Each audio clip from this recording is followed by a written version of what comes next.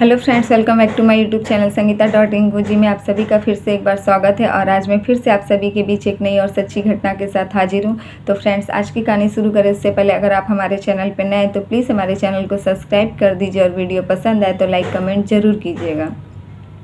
तो फ्रेंड्स, आज की जो कहानी है वो है 7 मार्च की और यह घटना बिहार के सुपौल जिला से त्रिवेणीगंज थाना अंतर्गत की है, जिसमें एक लड़की रहती है जिसका नाम प्रियंका कुमारी और उम्र 18 साल है। प्रियंका कुमारी को अपने घर के बगल में ही एक लड़के से प्यार हो जाता है और दोनों का मिलना जुलना लगा रहता है। तभी यह बात प्रियंका के घर वालों तक पहुंचती है और लड़के के घर वालों तक ही, और जबकि इन दोनों का घर काफ़ी करीब होता है। बीच से एक सड़क रहती है और सड़क के इस पार प्रियंका कुमारी का घर रहता है और सड़क के उस पार लड़के का घर। तभी इन दोनों का प्यार कुछ ज़्यादा ही आगे बढ़ते जाता है और यह बात घर वालों तक पहुंचती है। प्रियंका कुमारी काफ़ी गरीब परिवार से थी, जिसका घर भी ठीक नहीं था। ये लोग काफ़ी ज़्यादा गरीब परिवार से थे। तभी प्रियंका कुमारी के घर वाले और लड़के के घर वाले दोनों आपस में मिलकर बातचीत करते हैं और कहते हैं कि जब लड़का लड़की एक दूसरे को पसंद करते हैं तो दोनों की शादी कर दी जाए। तभी 1.5 साल पहले प्रियंका कुमारी की शादी कर दी जाती है उस लड़के से और वह अपने ससुराल काफ़ी खुश रहती है। 3-4 महीने सब कुछ सही गुजरता है और वह लोग काफ़ी खुश रहते हैं अपनी शादीशुदा ज़िंदगी में। लेकिन प्रियंका कुमारी के ससुराल वालों का शादी के बाद यह था कि प्रियंका को उसके मायके नहीं जाने दिया जाता था। प्रियंका सिर्फ रक्षाबंधन के दिन अपने भाई से मिलने जाती है और राखी बांधती है और संग संग वापस अपने ससुराल आ जाती है, जबकि सड़क के उस पार ही उसका मायके था। लेकिन प्रियंका के ससुराल वाले उसे यह इजाज़त नहीं दिए थे कि वह अपने मायके जाए। लेकिन प्रियंका अपनी भाभी से हर शाम को मिलती थी, जबकि वो लोग इतने गरीब परिवार से थे तो वह लोग उन लोगों के घर पे शौचालय की सुविधा नहीं थी, तो वह लोग बाहर खेतों में ही जाते थे। तभी प्रियंका रोज़ अपने ससुराल से जाती थी और उसकी भाभी भी उसके मायके से वहाँ आती थी। तभी खेत में उन लोगों का बातचीत लगा रहता था। प्रियंका अपने ससुराल की सारी जो भी इसका यहाँ का बातचीत होता था सारा समाचार अपने भाभी से कहती थी हर रोज़। 3-4 महीना सब कुछ ठीक था। प्रियंका कभी भी अपने ससुराल वालों का शिकायत नहीं की। लेकिन 3-4 महीने के बाद प्रियंका अपने भाभी से यह कहती थी कि उसके पति, उसके सास ससुर, पूरी फैमिली मिलकर उसे टॉर्चर कर रहे हैं। उसके पति का यह कहना है कि उसे नारी नहीं चाहिए, उसे गाड़ी चाहिए, अन्यथा उसे दहेज चाहिए। उसके ससुराल वालों का काफ़ी ज़्यादा टॉर्चर बढ़ता गया और उसके हस्बैंड को भी गाड़ी चाहिए था और उसके ससुराल वालों को भी कैश चाहिए था। जबकि प्रियंका की शादी में इन लोगों का 3 लाख रुपये मांग था और प्रियंका के घर वाले 1.5 लाख रुपये पे शादी तय किए थे और वह लोग 1.5 लाख रुपया भी दिए थे। बाकी जो भी दहेज का सारा सामान वह लोग प्रियंका को दिए थे। लेकिन 3-4 महीने के बाद ससुराल वालों का टॉर्चर काफ़ी ज़्यादा बढ़ गया और वह लोग प्रियंका से मारपीट तक करने लगे।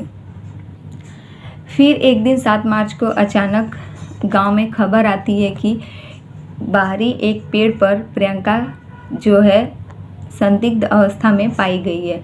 तभी प्रियंका के मायके से उसके चाचा चाची, माँ बाप, भाई बहन जो भी थे सब घर वाले पहुँचते हैं। वहाँ जाकर देखते हैं कि प्रियंका संदिग्ध अवस्था में पेड़ से लटकी हुई मिलती है। रस्सी से बांधकर उसे लटका दिया गया था। पूरे मायके वालों का यह बयान है कि प्रियंका जो है पढ़ी लिखी और शिक्षित लड़की थी, वो ऐसा नहीं कर सकती थी और उसके ससुराल वालों ने उसे मारकर, उसे इतना ज़्यादा टॉर्चर किया जाता था दहेज के लिए, तो उन लोगों ने ही उसे मारकर उसे वहाँ पेड़ से लटका दिया था। तभी प्रियंका कुमारी की जो भाभी थी वो सामने आती है और पुलिस को यह बयान देती हैं कि मेरी ननद हमसे हर शाम को अपना सारा बात बताती थी और वह यह बताई थी कि उसके ससुराल वाले दहेज के लिए उसे ज़्यादा टॉर्चर कर रहे हैं और उसे बच्चा होने के लिए भी वो लोग उसे कुछ ये भी शिकायत था कि प्रियंका को अभी 1.5 साल ही हुए थे और उसे अभी एक भी बच्चा नहीं था। तो उसके ससुराल वालों का यह कहना था कि तुम बांझ हो, तुम्हें कोई भी औलाद नहीं हो सकता, तुम्हें कोई कभी भी बच्चा नहीं हो सकता। जबकि अभी 1.5 साल ही हुए थे प्रियंका की शादी को और आप समझ सकते हैं कि एक लड़की को 1.5 साल में ही बच्चे के लिए इतना ज़्यादा टॉर्चर करना, क्योंकि उन लोगों को दहेज चाहिए था और वह लोग बच्चा का सिर्फ एक बहाना था और उसे टॉर्चर करके उसके साथ वह लोग मारपीट किया करते थे।